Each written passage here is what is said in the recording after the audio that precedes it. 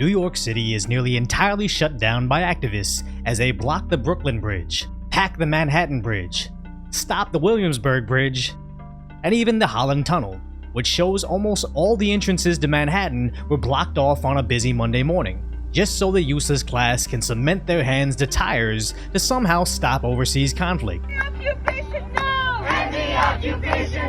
Now obviously this upset commuters just trying to get to work. Destruction. They don't do nothing for society. Do something good with your life. Do something, go get a job. Go get a job. As Elad from Timcast shows us how irate regular New Yorkers are at their unemployed antics. You're disrupting traffic, idiots! You can't do that! That's against the law!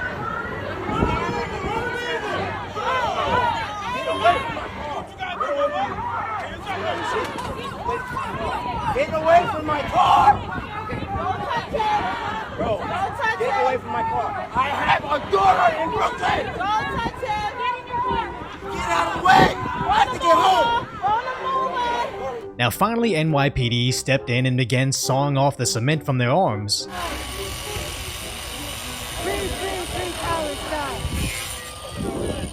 As some took to Twitter to suggest, why didn't they just take this moment to repave the road? Others were curious why New York City, of all places, is so adamant about taking in more angry, freeloading activists that wave flags for other countries. And also posing the very valid question, did this in fact end the war? And spoiler alert, it's not, it never will, and I'm beginning to think these idiots screeching their unemployed noises in the streets also know they're not actually accomplishing anything. As although they've been successful in blocking productivity, it's done absolutely nothing about the billions of our tax dollars that get sent overseas. As even when the EBT class actually protests the person that can actually do something about it, from this darkness. If you really care about the lives lost here, you should honor the lives lost over a ceasefire in Palestine. That's all right. That's all right.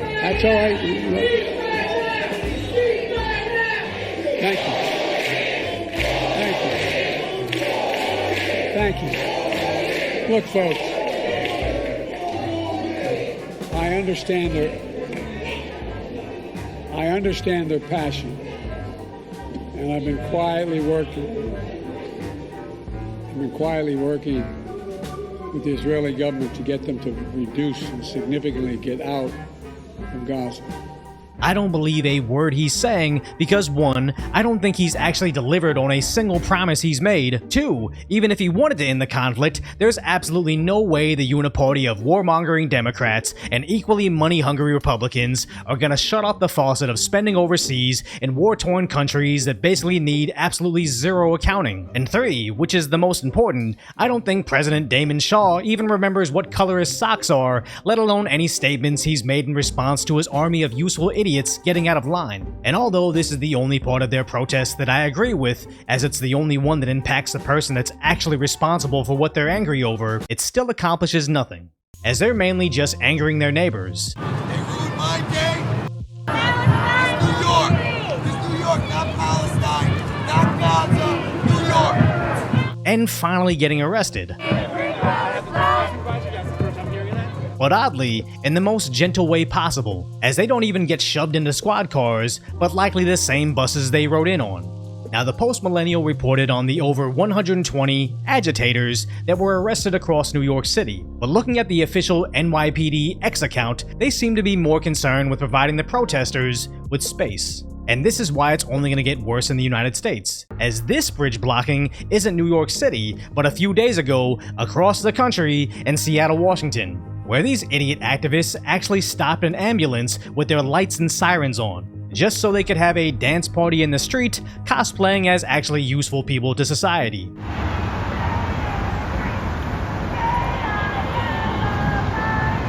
And apparently this protest was allowed to go into the evening,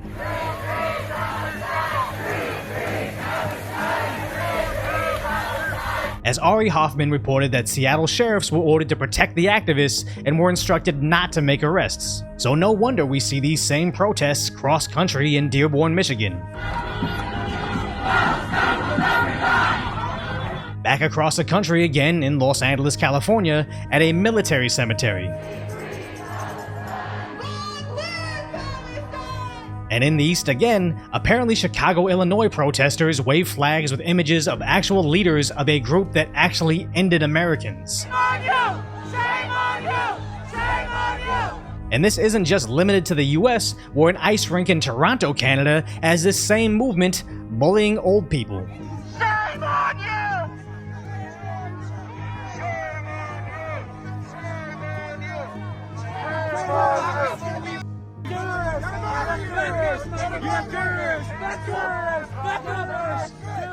And to me, this is just disgusting, as I'm almost certain this older couple ice skating has nothing to do with financing warfare for their enemies, and yet they're skating around shouting, "Shame on you," while smiling as if they're actually helping innocent people overseas. Because normally, whenever I see the EBT idiots trying to bully their ideals into regular people just trying to live their lives peacefully, I make it my business to do the opposite of whatever they want. Whenever oil activists stop the streets, I'm reminded to take my SUV for a spin even though my girl has an EV. Whenever the animal activists march into a farm, I order a triple cheeseburger with extra bacon and over easy eggs over my fried chicken, which, if you ever stop to think about it, it's all kinds of messed up to dip a chicken carcass in the sauce of their unborn son, but sadly, it's just too delicious for me to care. And my fast is almost over, so I'm getting sidetracked, but the point being is even though these activists are annoying me, I actually agree with them to a point. I too don't want my tax dollars financing overseas conflict, but I also don't think the way to go about it is blocking ambulances transporting patients to hospitals. So my solution is simply this, where apparently Argentina's new president plans on punishing protesters by stripping their social services upon arrest. So whatever politician campaigns on this in America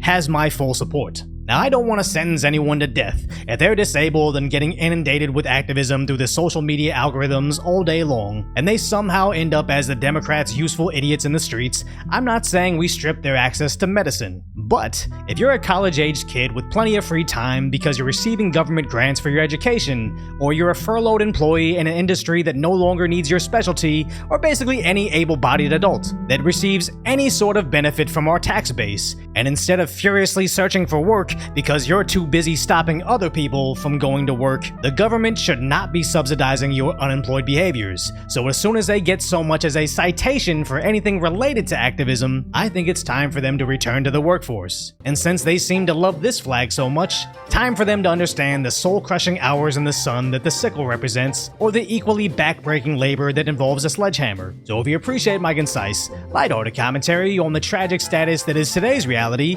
hopefully I've earned your subscription. Then go check out the video on the random Disneyland superfan that suddenly got drafted into the culture war.